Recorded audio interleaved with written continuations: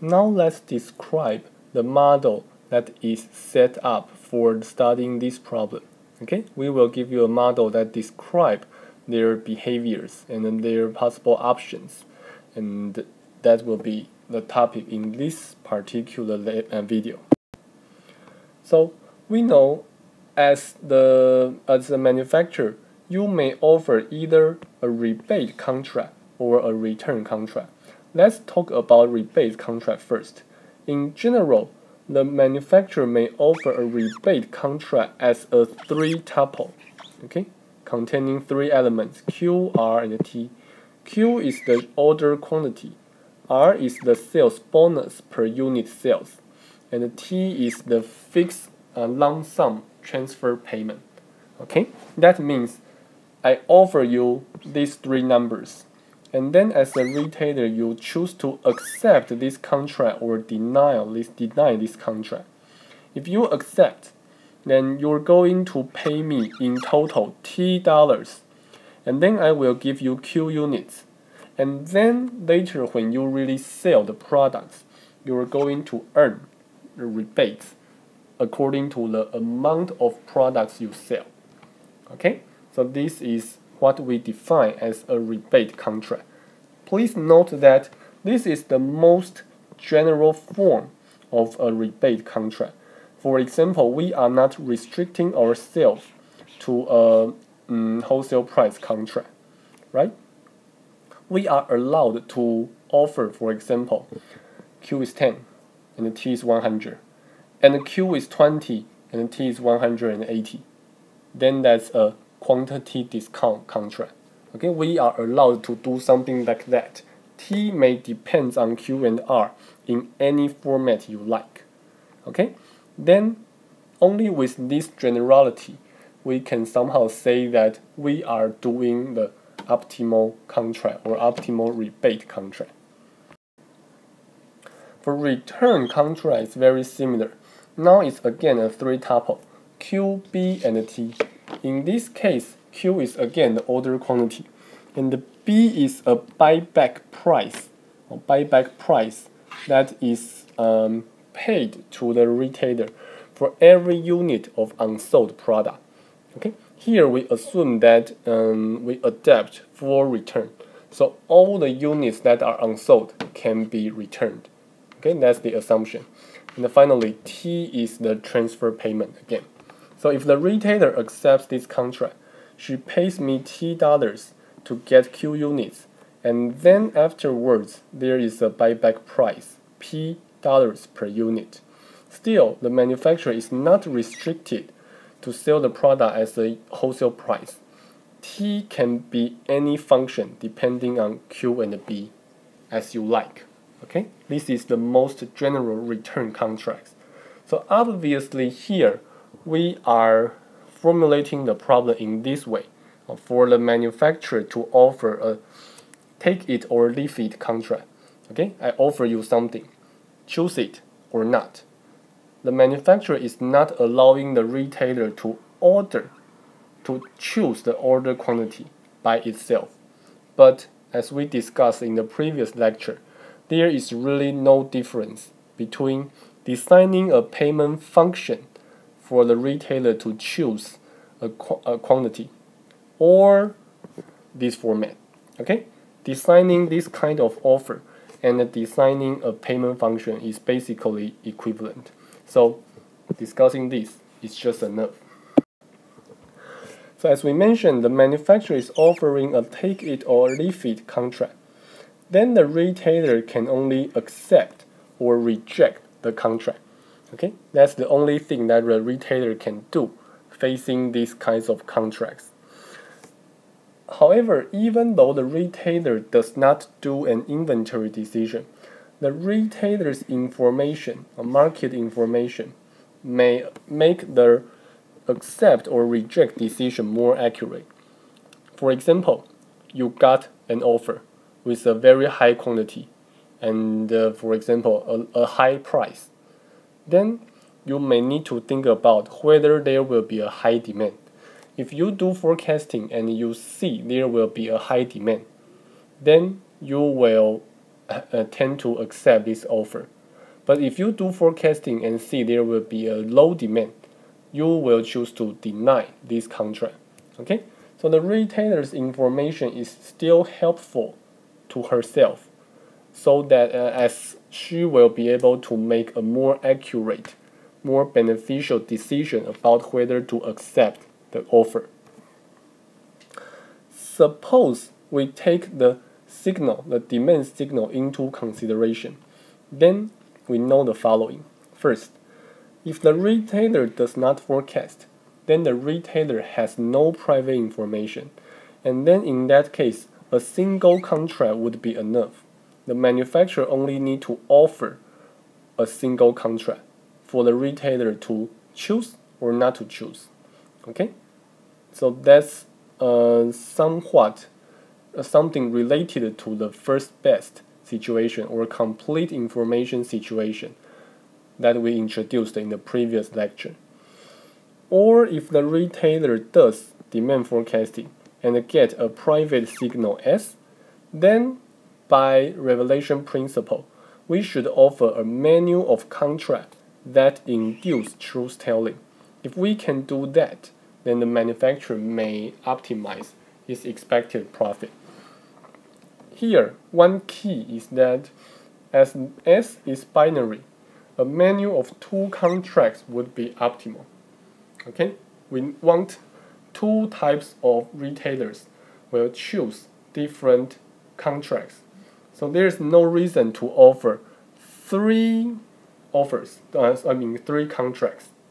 right? Because the retailer, one of them will choose this one, the other one will choose that one. No one is going to choose the third one. So we only need a menu of two contracts. And this is something you know as revelation principle. So we're going to assume that the manufacturer cannot mix rebates and returns. So the manufacturer only need to offer either a rebate or a return. Okay? But later we will show you that mixing them does not make the manufacturer earn more money. The last thing I want to remind you is that the retailer determines whether to obtain private information, right? The retailer can choose whether to do forecasting, and only after he does forecasting there is private information. So this is a problem with the so-called endogenous adverse selection. Okay? If there is private information, then we have an adverse selection problem. Then, whether there is an adverse selection problem depends on the player's decision. So we may or may not see adverse selection. We say this is endogenous adverse selection problem. The timing of this game is the following. At the first stage, the manufacturer decides and offer either a rebate contract or a return contract, either a single contract or a menu of contracts. Anyway, the manufacturer makes the offer to the retailer. The retailer then decides whether to do forecasting or not. If the retailer does so, the retailer will privately observe the demand signal. Okay.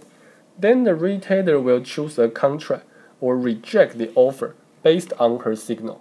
Now, basically, this is why the retailer may want to do forecasting, because that information may help her to make more accurate decision, right? So the retailer can first observe the signal and then choose a contract or reject everything accordingly. Finally, demand will be realized and then payments will be made, either the returns or the rebates. We will see different kinds of payments, but anyway, everyone get paid accordingly. The manufacturer will be able to induce the retailer to do forecasting or not. Okay, we don't really care about whether the retailer's forecasting action is private or not, because in equilibrium, the manufacturer can expect or anticipate whether that's going to happen or not.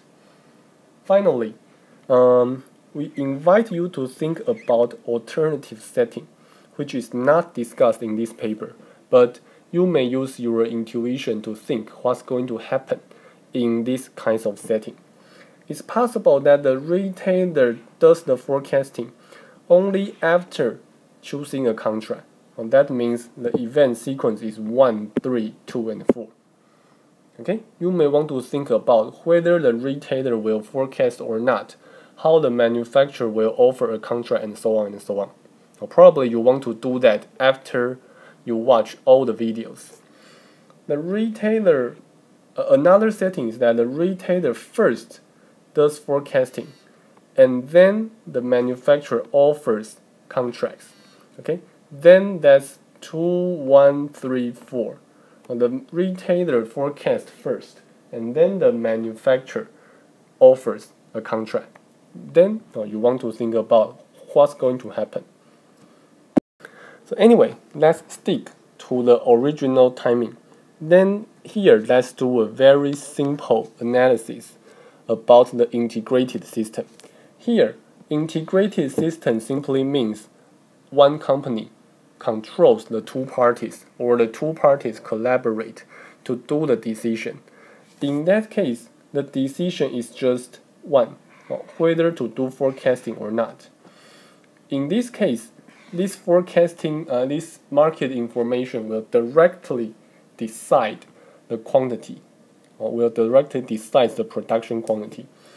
Okay, so production quantity is some kind of outcome of whether we do forecasting or not. As you know, these two things are the efficiency indicators, right? We don't care about the transfer. We don't care about returns or rebate credits, because we only care about those things that determines the efficiency of this system. And that's about the forecasting decision and the quantity decision. Suppose the system chooses not to do forecasting. The system will simply try to solve this very basic news vendor problem. Okay? It's just so basic.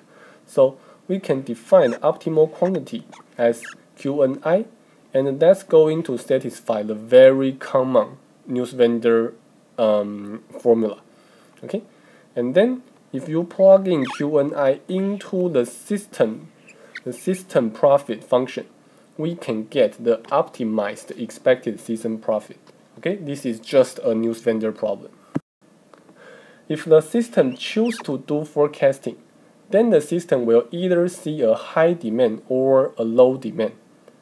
And the probability to see high demand and the low demand are lambda and 1 minus lambda, respectively. Then the system will be able to make offers or make decisions accordingly. I first see whether it is high demand or low demand, and then I choose my quantity accordingly, right? The system can do this. So in this case, there will be two separate quantity decisions, QH and QL, and the optimal quantity is that for either H or L, I choose my production quantity by looking at this news vendor formula. Okay, so this is really nothing special. The system simply solves either this one or that one news vendor problem. Suppose we do not require or we do not allow the system to adjust their quantities accordingly, then forecasting obviously will bring no benefits. The only thing that the system can do is to choose a quantity to face the future uncertain result of forecasting. Then it will have nothing to do with the forecasting. It will not be efficient. It will not be optimal. So we can show that if forecasting is free, the system should always forecast.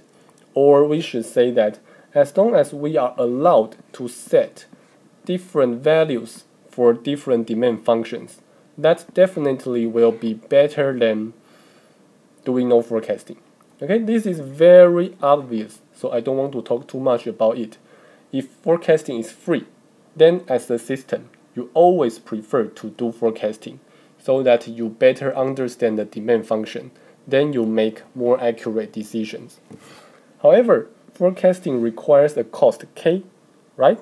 So whether we should forecast simply depends on what's the cost and benefit of running the forecasting. The cost is just K, and the benefit is how much we may earn additional to the non-forecasting profit. So the difference is just the threshold for us to decide whether we want to do forecasting or not. If forecasting cost is smaller than the threshold or the performance gap, the system should do forecasting and produce one particular amount accordingly. Otherwise, the system should not do forecasting. It's not cost effective. And then the system should simply produce Q&I to maximize the expected profit. Okay, so as an integrated system, we know what to do. Depending on the forecasting cost, if it is small enough, do forecasting. If it is too high, not to do forecasting. And then we have our quantity decision. These two things will become the efficiency indicators to be compared with the outcomes of rebates and return contracts. Okay, we will do that later. Thank you.